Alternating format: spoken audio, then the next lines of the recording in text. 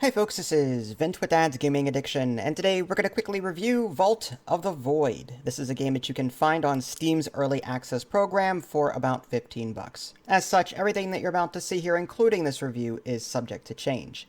So Vault of the Void is a roguelike deck builder, like many other ones out there, Slay the Spire, Griftlands, and so on. But this one isn't your average deck builder.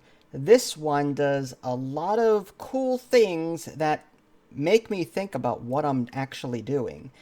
For example, unlike Slay the Spire, where you are building your deck as you play, this game lets you customize your deck before every single battle, up to 20 cards. So, whenever you first start a run, you'll choose one of three characters, two of which are locked in the beginning. Then you'll get to choose like a bleed deck or a combo deck similar to that of Griftlands. And then you go in with this character, you get a booster pack to help you start out your deck, and that booster pack will give you different cards every time. So every run you'll start off with something a little different. You can also choose to bring with you mastered cards that you may have. After every run, you can possibly master a card depending on how well you did in the previous run and so on. And you can take those cards with you into the next run. So there's some progression there as well. If you don't have any master cards, you can simply take like a health potion or something like that.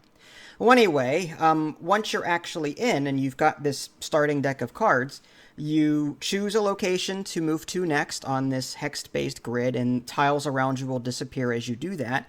And that's where the game is similar to other deck builders in the sense that, okay, I'm moving along this branching path. In this tile, I can take an upgrade. After I fight this monster, is a possibility to upgrade one of my cards. This tile is a merchant. I can go here to buy new stuff.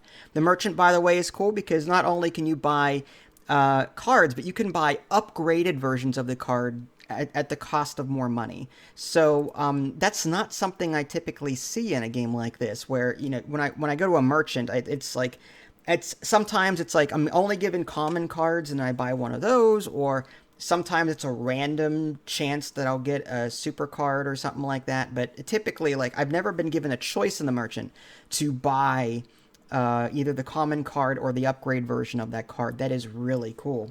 And you've got other things on the map, like the ability to remove a card from your library, that kind of thing. But again, before each fight, you can jump into your deck manager and customize it as you see fit.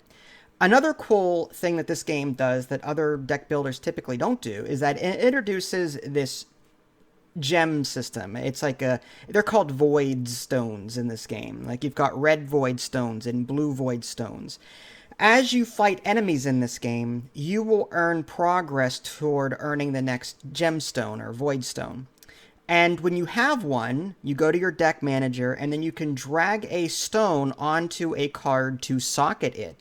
And these different colored gems will do different things. Like the red void stone is the rage void stone, which is rage. This turn, attack cards deal X% more damage, stacked additively. Blue void stone, draw one card, discard one card. The green void stone, at the start of each battle or when reshuffled, this card will go on top of your deck. So you'll be earning these void stones as you play, and then socketing them to your cards to make them even more powerful. But again, if you don't like a particular card, let's say you've been playing with it for a while, in Slay the Spire you would typically like pay money to remove it from your deck. In this game, just remove it from your 20 card loadout. So that's really cool. I love that. I love the freedom that this game gives you. And the game will tell you what you're going to face before each fight so you can sort of act appropriately. You've also got this spell book. I only have the one right now, but I've got something called Backstab, and I can use it every 3 turns, and it does something really cool. But you can switch out your spells as well in between each combat run so that, you know, you can sort of cater your strategy toward a particular enemy type. Personally, I'm loving the bleed deck. I think what's given me the most trouble with this game right now is the timing of how combat works. Getting into combat real quick, you earn energy every... Like a typical deck builder works like this. You're given 3 mana every turn. You're given 5 cards. You play your cards, and then you end your turn. Then you get back 3 mana, get 5 more cards, and rinse, repeat, rinse, repeat, rinse, repeat. This game, again, different. you are going to be you will be earning energy at the end of every turn. However, your primary way of earning energy in this game is to discard cards.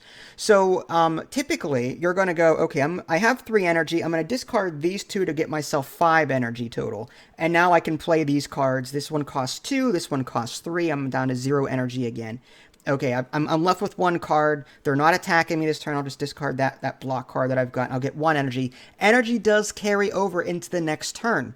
So unlike a typical deck builder where it's 3 mana every turn, and that's it. And then if you don't use it, you lose it, kind of thing. This game lets you carry stuff over, including cards, to the next turn. So that's really cool. Blocking in this game works as intended, where, the enemy is going to do 16 damage to you this turn, play block cards to mitigate it. It's called threat in this game, but yeah, you're going to be playing these block cards to stop enemies from doing damage to you. And health is persistent from combat to combat, so you have to make sure that you're not taking too much damage on any single encounter. I gotta say, I've played the game for about 2 hours now, and I'm loving it. As far as deck builders go, like I've played so many deck builders at this point, but this one is very good. This is above average, absolutely, and it's still early access. I can't wait to see what else the developer has in store for this, because it's very well done. I love that it's your average deck builder, but there's plenty of twists to separate it. That's one complaint I've had with the dime a dozen deck builders that I've played. It's the same thing over and over and over again. 3 mana every turn, 5 cards every turn. Okay. Oh, there's my block card. It's the same freaking thing. This game dares to do something different, and it does it well. So yes, absolutely. If you love a deck builder, roguelike deck builder, pick this one up. It's totally worth it. If you guys haven't already subscribed to me on Twitch and YouTube, that way you can stay up to date with any new content I happen to publish. This is Vince, thanks for watching, and I'll catch you next time.